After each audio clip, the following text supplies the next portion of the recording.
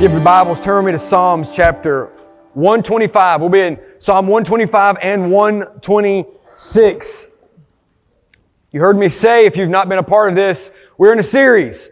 It's this journey of worship. It is the Psalms of the Ascent. It is the songs, the poems, the prayers that were written out.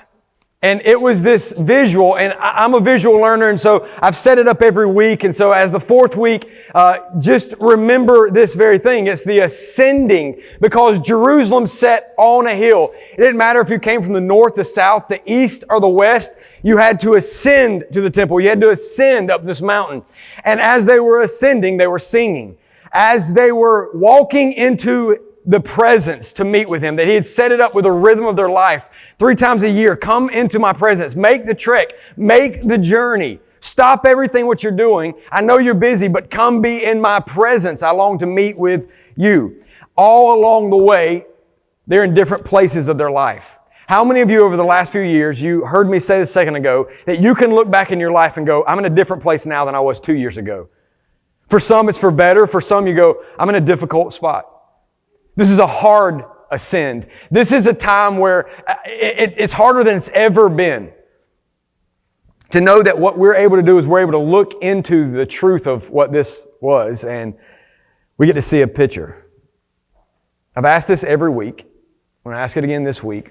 Where are you on the journey to knowing God, to walking daily into His presence? Psalm 125. Let's jump right in. Psalm 125. Hear the word of the Lord. Those who trust in the Lord are like Mount Zion, which cannot be moved, but abides forever.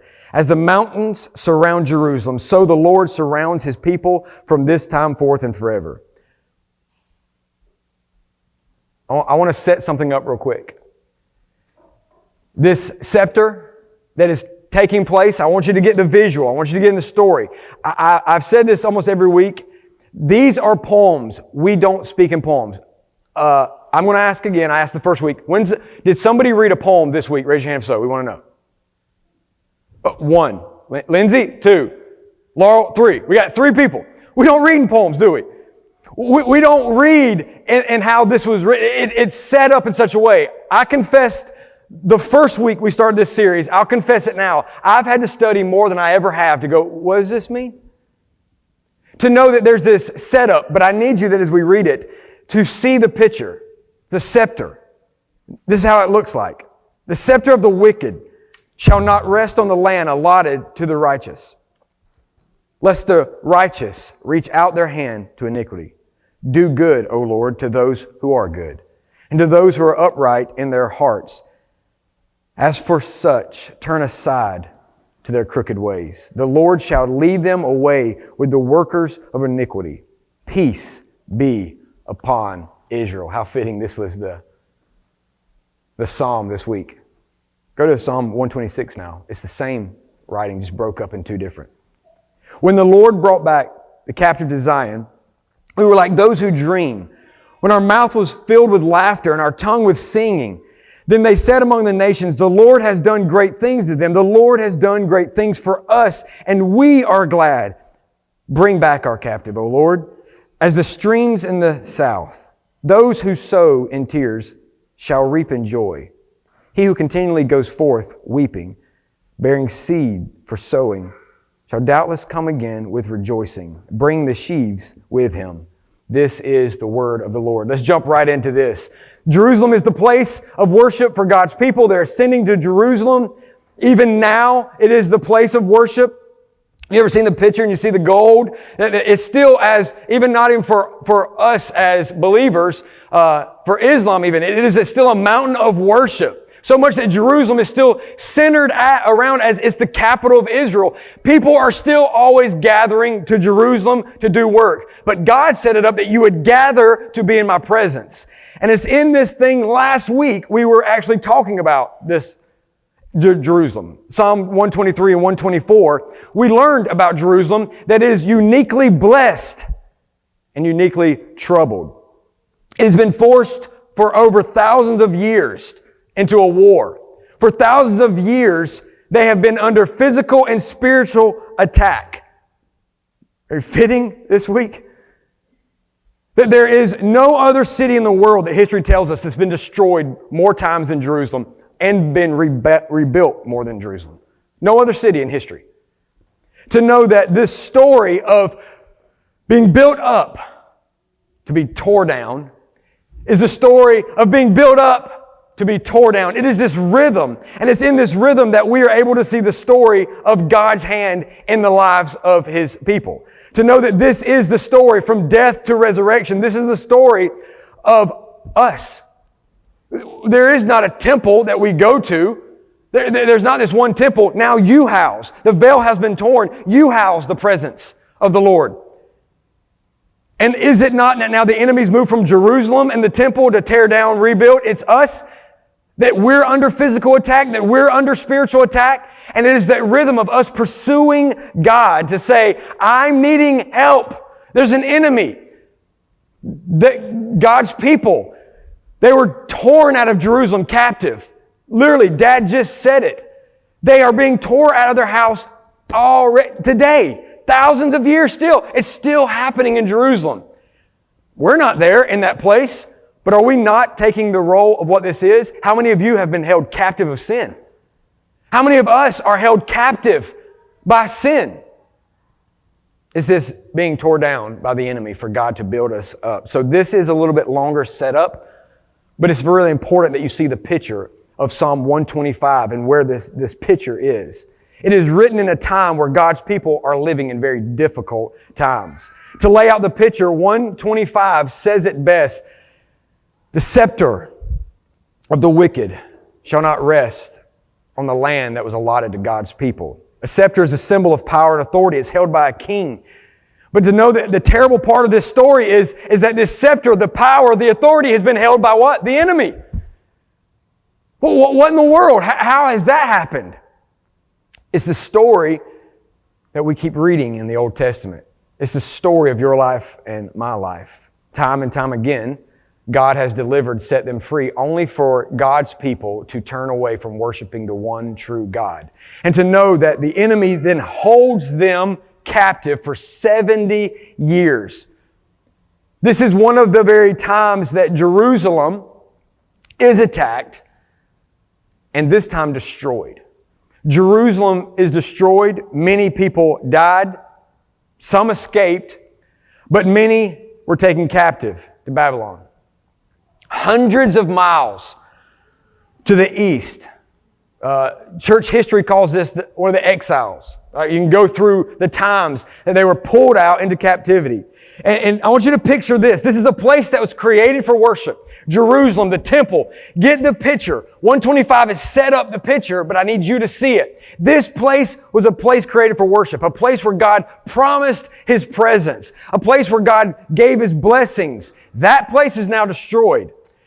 A bomb's gone off. Did you see the videos? Did you see the pictures? I knew where we were when I was watching the videos unfolding. I literally have been studying and reading going, I wonder if the visual in the picture was a little bit something like that, like a bomb went off. I know they didn't have bombs then, but I need you to see the destruction. I need you to see the wasteland. But just like the rhythm of the whole Bible, yet again, God's people did evil in the sight of God, but 70 years later, God restored them. God came in and He allowed them to be set free to return back to Jerusalem. But I need you to think about how this works. For 70 years, Jerusalem was bombed. Jerusalem was held captive. They were taken captive. They're in hundreds of miles to the east. They're in captivity. And finally, after 70 years, God says, enough's enough. You can have the land. He turns the heart of the king, which, by the way, the Bible says, the enemy held the scepter, but God has all authority. He gave it to him temporary. Just like Pharaoh and just like so many other stories in the Bible. Then He says, enough's enough, give me my people back. And He allows them to go back. But now as they go back, they are going back. There's a whole generation who's not even lived in Jerusalem. There's a whole generation that doesn't even know what worship looks like. There's a generation that they've grown up in captivity. They've only heard the story of God's presence and His promises. They've not had the opportunity to truly experience it. Their life has been so built around the secular world of the little gods, Babylon, that this generation is far removed. One generation removed. How many of you heard about, you may have heard somebody said, the church today, we're one generation removed of this thing falling apart. Anybody heard something like that? That we're one generation away of some of the worst times we've ever seen.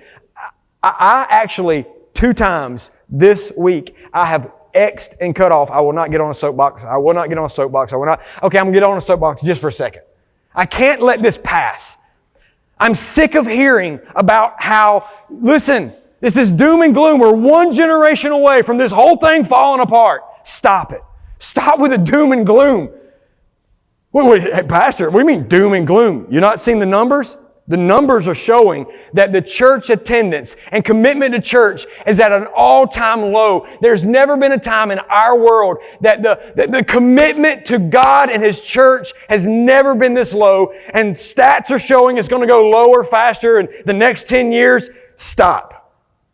If that's the case, if the doom and gloom of we're one generation away from God removing His hand from us, this story would have ended it, would it not? All the stories in the Bible from generation to generation with the children of Israel, with God's people turning away and turning to a world, being drawn away by the lust of the flesh, James says. We're still there, but God.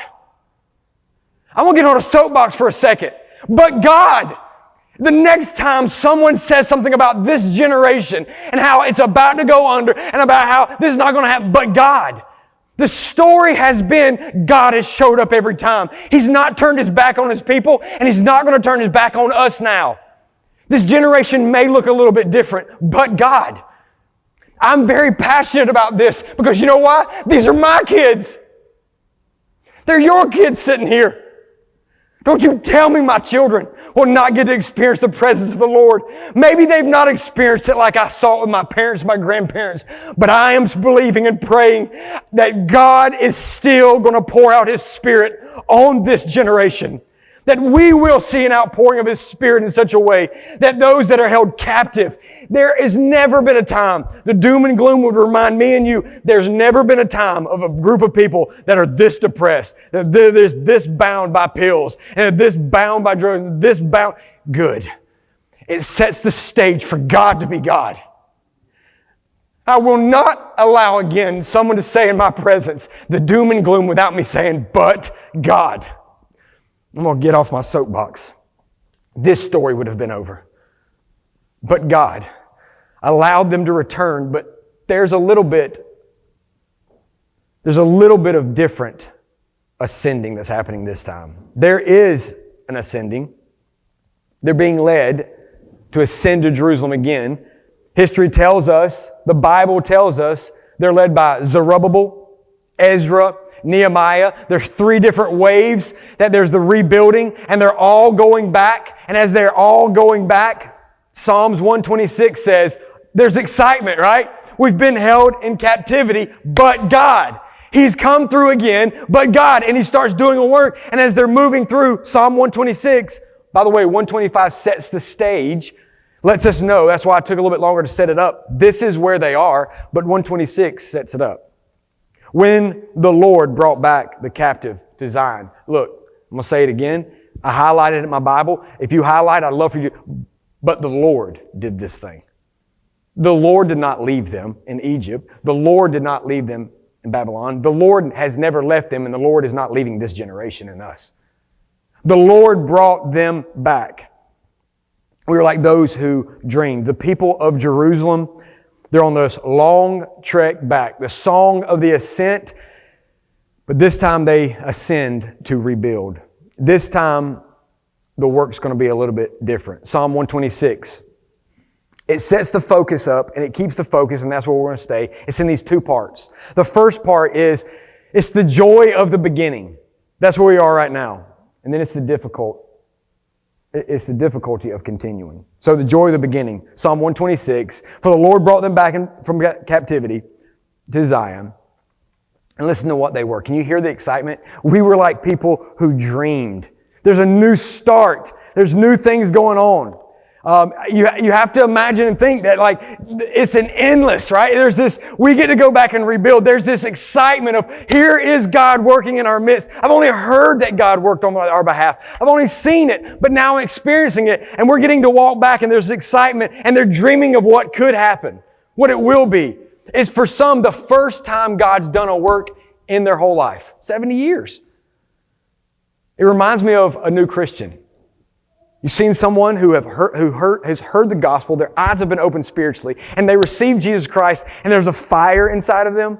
It's a few guys that are around me right now that have this fire that I love. I love to see a fire that every day they wake up with a fire. I'm getting texts every day. I have 3 guys in my life that I've been really walking a discipleship journey with, and that they text me before I'm up, and they're in the Word, and they're so excited, and they're like, God is doing a work. Is it not exciting with new beginnings? It's so exciting. There's a couple things that we could look about with the electricity of what happens with excitement, right? There's joy. Do you remember the joy when you first received Christ? Do you remember the excitement? There was something a little bit different in us. Do you remember that it was limitless what God could do in you and through you? You actually loved the church and the people that went to the church. They didn't get on your nerves yet? Psalms 126 verse 2 says, then our mouth, it was filled with laughter, our tongue with singing. Then they said among the nations, the Lord has done great things for them. Listen, the world is now singing. People around them are saying it. They're posting on social media. There's been a change in this man. I saw a post about this, one of the guys I'm working with. The wife was like, that guy, God's doing a work. Don't even know him. It's amazing. There's such excitement, and everybody around them sees it and knows it. We mentioned like a new Christian, the excitement of new beginnings, a new job, all right? The excitement of a new job, getting the rhythm of learning a new job and what that looks like. New people, those old people at the other work got on your nerves and they were aggravating, but these people, they seem to be cool. It's going to be exciting. A new married couple, they're leaving for the honeymoon. Nothing but love in each other's eyes. In this honeymoon that like, we could live off love. That's all we need. They set this pace of going, in these new beginnings, let's just start it like this. We will not be fuddy-duddies like our parents. They're dull. They do nothing on Friday night. We are going to be the fun couple. It's limitless what we're going to do in this marriage. Let's do it. New baby? Oh, this is going to be amazing. Our life is going to be better in every way. Life is better. New beginnings are exciting. But this is what we all know. This is what we understand. That very soon, and I need you to hear this, the joy of beginning gives way to the difficulty of continuing. This has been burning in my heart for months. This part right here. It's the continuing that can be the hard part. How many start strong in some things, and it's continuing that we find ourselves falling away. This is in difficult times we struggle to continue. This is the second part, right? The joy of the beginning, the excitement, but Psalm 126 gives this second part. Let's look at it in the stories we just said. The stupid baby won't stop crying. He will not sleep. And then somebody says something stupid and goes, I know what to do. Let's have another one real quick. It was good at the new beginnings. Let's do it again. Married couple that had nothing but love in each other's eyes. That's all I see. Now all I see is those eye boogers. Wipe your eyes. It's nasty. To know that new Christian, he got around some Christians that are now negative and as callous and as mean as the world. And now, new Christian realizes the difficulties of life have not changed. I still have struggles. I still have issues. 126. In Psalm 126, it makes very clear there's a time where they're so excited. And then as they ascend, the difficulty of continuing is setting in. What they really see is they go from excitement of the potential of what could be, now that their eyes see the difficulties of a pile of rubble, the broken down walls, everything that has to be done. It's all tore down. All of it has to be rebuilt. All I could think was, you're going to be tired and grumpy from the ascending. You ever traveled with your family very far? How about climbed a mountain with your family? Only to get there, to go, They're now realizing the joys of the beginning, they were great, but the difficulty of continuing, it's greater. It's easier to have hope for a vision for something new than to sustain something that you already have a vision for now. Verse 4 says it like this: there is a joy, there's this dreaming, but it moves from that to verse 6 says, there's only work and tears. By the way, when we get here, it's like a river that's dried up. The only water that we're going to see is our tears. That's what verse 6 says. New beginnings would temporarily allow hope, wouldn't it? Right? Like, is this not in our life that you see the difficulty? You go, I got all this work to do. There's so much. I don't think I don't know. It's an uphill battle. I don't think we can do it. Does our mind not go? Has culture, the world we've not lived in, to go, you know what'd be better? Is newer better. Let's just start to do something new. That's too difficult. By the way, our culture, like no other culture, at the fingertips can go, oh, that would make me feel better. There's never been a time that you can say something out loud and go, boy, that'd be nice. And literally within a day, it pops up on your phone. You go, oh, buy it now. Is it not a weird place and time that we're in? We're living in a culture that goes, it'll make you feel better. Just buy more. Start new. Get better. To know that it would be easier. Just get a new church. Get a new job. Have another kid. Fill in the blank. Some people don't even realize and know that this has been a pattern of their life for a long time. They can only continue until the difficulty gets to this point, and let's go a different direction. There's a rhythm of only maybe 3-4 years of that you go, it's too hard. Let's change course. Let's go here. Let's do this. Let's do that. There's this truth that all of a sudden, this place, what do I do? The question is now answered or asked in Psalm 126. What do we do now in the dry places? What do we do now in this dry, dead marriage? What do we do now with this joy of a bundle of baby that's amazing now brings nothing but stress in my life? It used to bring such happiness, right? I was singing songs in the beginning of how cute, look how cute you are. Now I'm going to have to build a tower and lock you up. Like, what in the world? But you go from, now this job that I'm working out has stupid people here too. I've got to find another job. Couldn't be me, could it? Couldn't be that I'm the common denominator, hard to deal with, difficult. It becomes this rhythm of going, it's easier to just start something new. To know that this promise that I wrote in my journal, I'd love for you to write. If we're ever going to truly accomplish anything that is great, of a great significance, we are going to have to learn to continue in difficulty.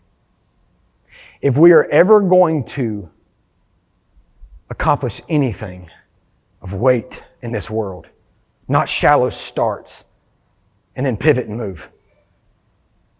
But if we're ever going to have something of great significance, it is going to take learning to continue in difficulty. And I know, I'm the one that got on the soapbox that's defending this generation. I know. We live in a world where we have the weakest men we've ever had, the laziest men we've ever had. I will defend them, but I also will call them out too. This is a scary time. That means we need to preach this louder than we ever have. We need to learn to continue, to press in. 126 verse 4 says, would you please, God, allow this dry river to flow again with streams in the desert? There's this setup of what we can do. There's this rhythm in Psalm 126 to go, if you find yourself in a difficult time of continuing, here's what we can do. And he starts right here. Number one, pray for rain. Pray for rain. It's this intervention from God, this help from God. My hope is in God. By the way, God is the only one who sends rain. It's the very reason why He's saying, help! I'm praying for you to do what only you can do.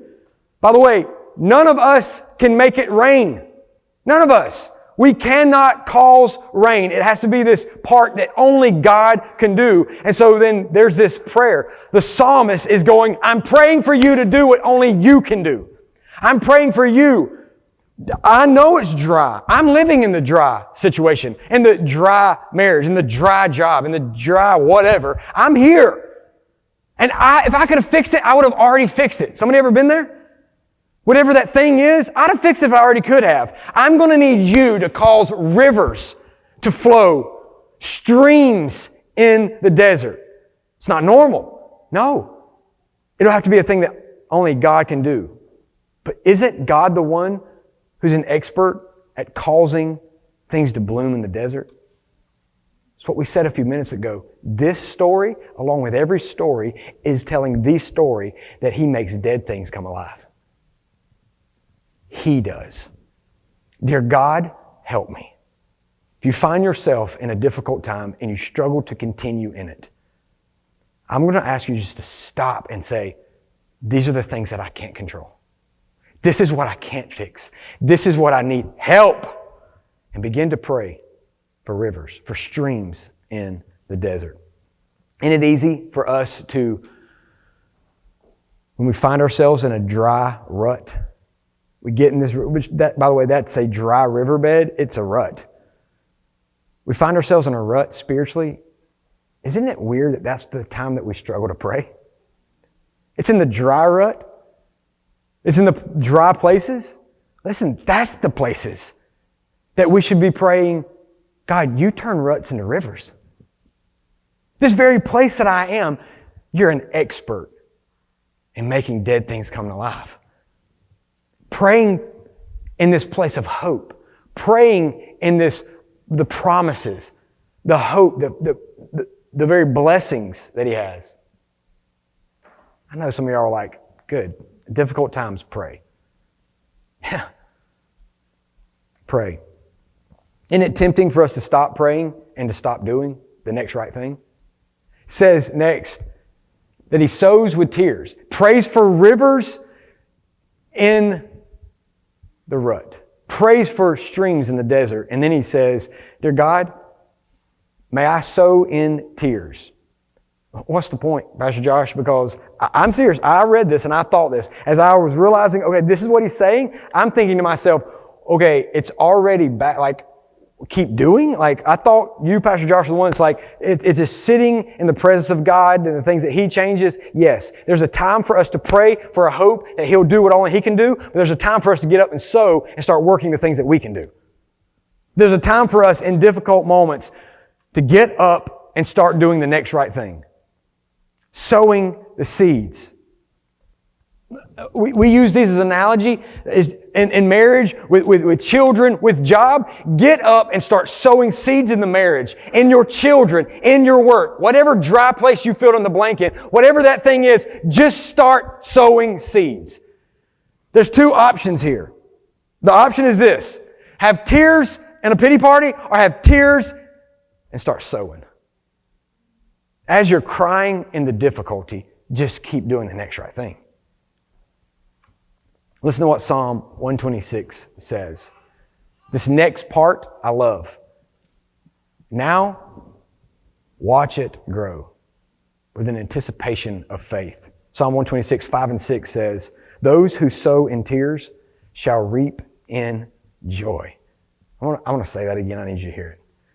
Because some of you are in a dry place. And some of the places that I mentioned, I kind of painted with a broad brush. Some of y'all have specific stories where you go, this very thing is a dry, dead place in my life. I'm going to read the word of the Lord again. Those who sow in tears shall reap in joy. He who continually goes forth weeping, bearing seeds. Stop. Not just walking around crying about it. Walking around with the tears, because why? It's real brokenness. It is real difficult. It is a real struggle. But he says, for weeping and bearing seeds for sowing shall doubtless come again with rejoicing. I have no doubt. That's what it means. I have no doubt that you will be rejoicing soon. That as you begin to walk this out, it says you'll be bringing the sheaves with him, which is the harvest. You go from a dead, dry place to then having a harvest from it. I really don't have to explain that too much, but just to set it up for us to go, listen, there's a difficult time that everybody in this room at some point, either now or later, we're going to be in. We're going to have to go, how do I push through the difficulty? How do I go in the continuing in this? Pray, God, these are the things I need that you can only do. Start doing the next right thing, and then with faith and anticipating going, now I'm going to start watching for the seeds to plant and grow. I'm going to do the work, believing that the work will be Him. I want to say something. The middle is not the end. So my boss, General Overseer, he created something, and it's called the Finish Project, right? We hear so much about finish well, end well, right? We know the beginning, right? Like start strong. Both of these end cap really well, right? They're really good ways to start off and come on, let's finish. But what do we do in the middle? What do? Is we pray, we sow, and we walk in more faith than we've ever walked in. What do we do in the middle? We remind ourselves, this is not the end. The middle is not the end. What do you mean, Pastor Josh? This is not it for us. Difficulty is not our end. The end is that we will eternally be with the Father. That we'll get to be with Him forever. But what if my situation never changes? By the way, the disciples, they all died a painful death. But they went sowing seeds with tears and anticipating, knowing this is not the end. This is not the end. This is not the end. I need someone to hear the Spirit of the Lord. This is not the end. Please push in the difficulty. Please continue in the now. Don't stop now in this marriage. Don't stop now with your children. Don't stop now pressing in with God because it's a dry season. Pray, sow, and believe by faith we will reap. Spirit of God is going to do a work. What you see now is not what you'll see at the end. Do not give up in the middle, because that is not your end. Psalm 125, I want you to turn there with me. I want to end with that. I want to end with the word of the Lord. The stage was set of how difficult the time.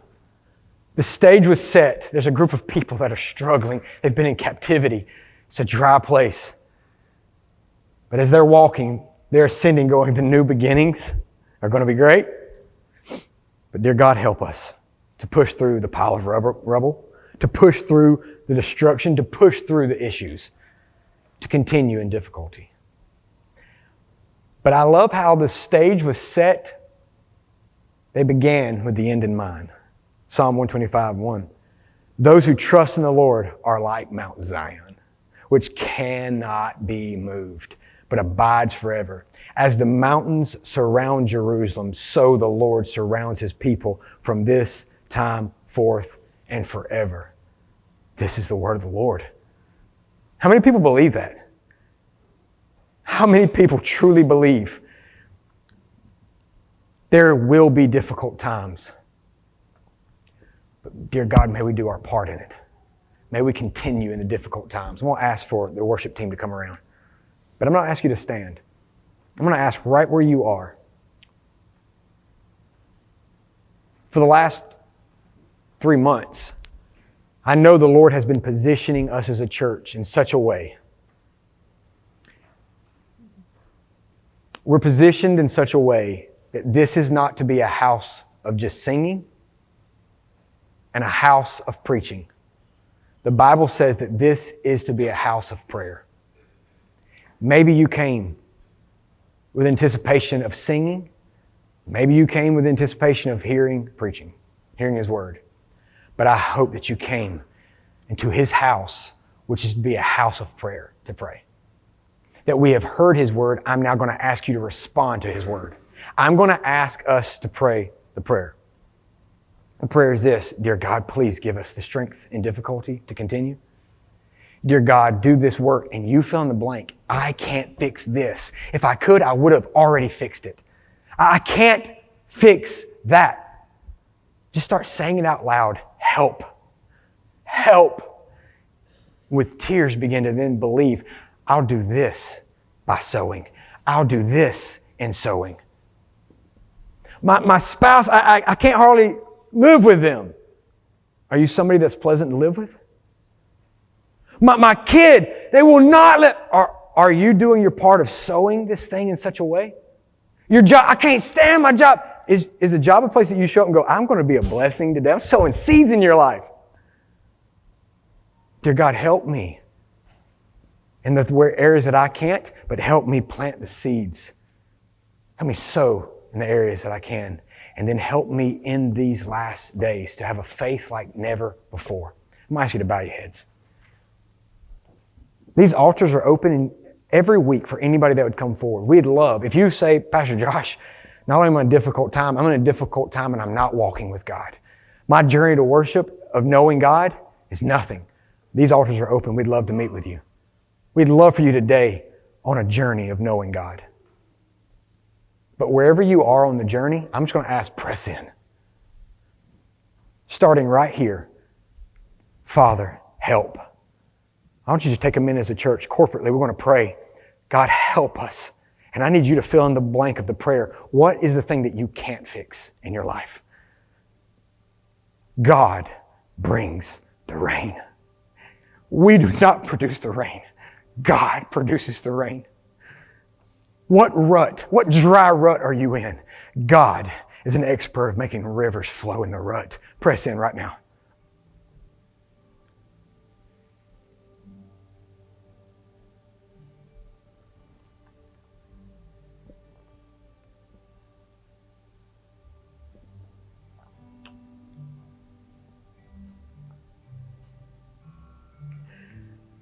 Dear God, I need you.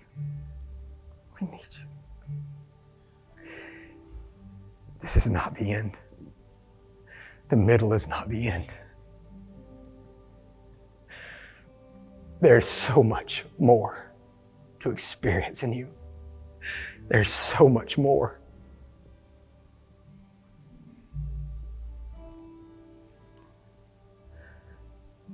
God, only you can cause it to rain. God, only you allow things to bloom in a desert. Only you bring streams in the desert. Help. If you don't even know what to pray, one of the most simple, beautiful prayers is help. Help. I'm in a difficult time and I'm struggling to continue. Help. I am held captive by a sin that I cannot break free from. Help. Help.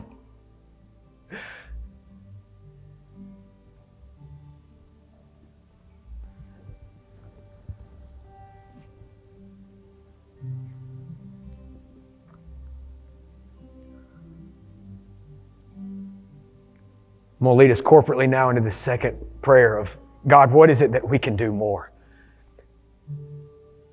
if your seeds, if the fruit of the Spirit to produce this is seeds, which is love, joy, peace, patience, kindness, goodness, faithfulness, gentleness, self-control, if there's an area of your life that you're struggling in one of those and you go, help, John 15 says, prune it so it can produce more.